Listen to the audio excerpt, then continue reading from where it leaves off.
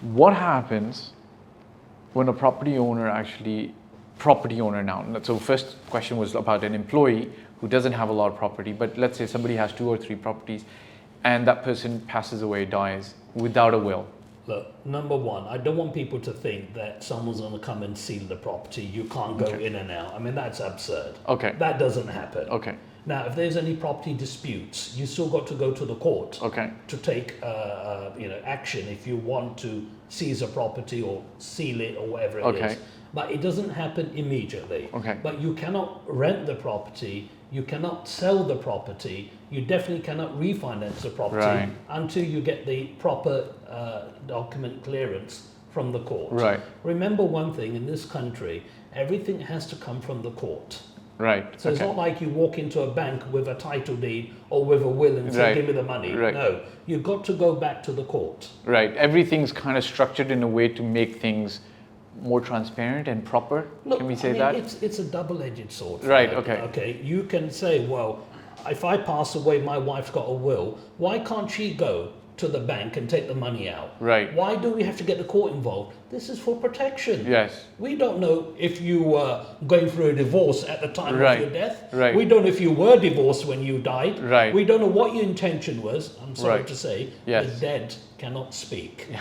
Okay, and let's be... Nothing to be sorry about, it's just a fact. It's a fact. Yeah. The dead cannot speak. So when you go into the court, that's why you need to have the right paperwork. Right. And in my experience, 99% of every death case I receive, nobody ever has the right paperwork. 99%. No one.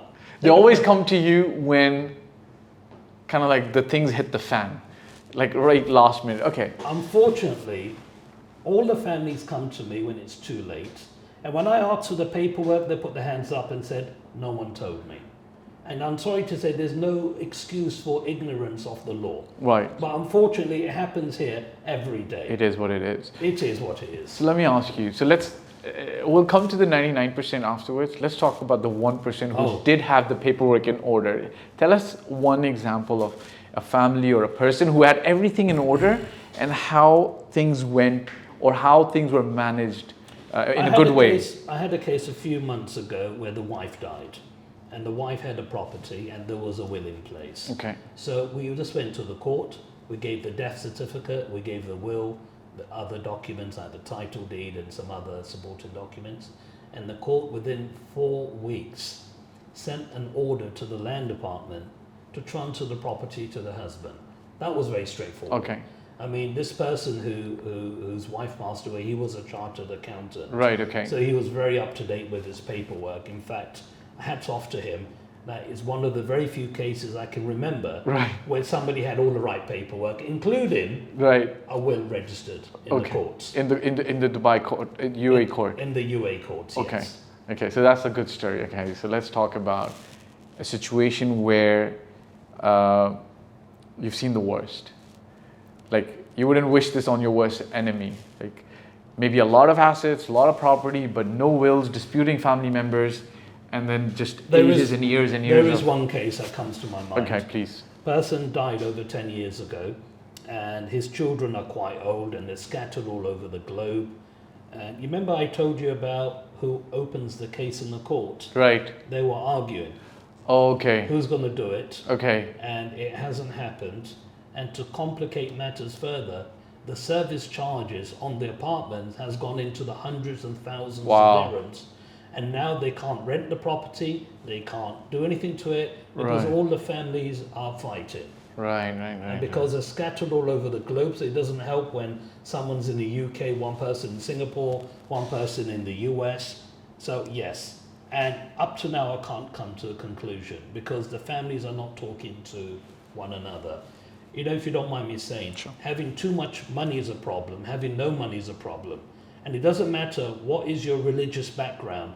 I think money wakes up the devil in every person. And when it comes to these issues, if you don't have the right paperwork, what are you supposed to do? Right. So can we say like having money and then doing the right paperwork would be okay? Then we don't need to worry about the devil? Look, I only can say, and you know, you've got to understand, this is not a system where people force you to do the work. Talking about wills and probate, talking about death in some cultures is considered as a taboo. Right. It's bad luck. Right. That's why it's a touchy subject. Okay, I yeah. mean, if I was to draft a will, even some men out there who won't even tell their wife they drafted a will, which is foolish. Right, yes. I've seen cases where the parents are not even telling the children they've done the right thing. Because if the parents were to tell the children how they want their estate to be divided while they're alive, it could create problems. Right. It's a double-edged sword. But if you look at the lesser of the two evils, at least get the paperwork in order. Right. Because you know you're going to go tomorrow. And Right. no one's going to live here forever. Right. Doesn't matter what cultural background you come from. We all come to go. So the question is... Everyone's going anyway. Everyone's going to Everybody's go. going. We're all going to go. Question is, you want to make it easy or difficult for Right. the family? That's true. That's true. That's the point. What do you want to make it easy or difficult? You want to make it difficult? Do nothing. Do nothing. That's it. Leave them be. Let them fight. Oh my God. Subhanallah. And so my next question was like, you know, families suffer because of not having a will, but you've explained this very clearly. Yes, if there's no will in place, then there's going to be issues coming up. How many families have broken up due to inheritance?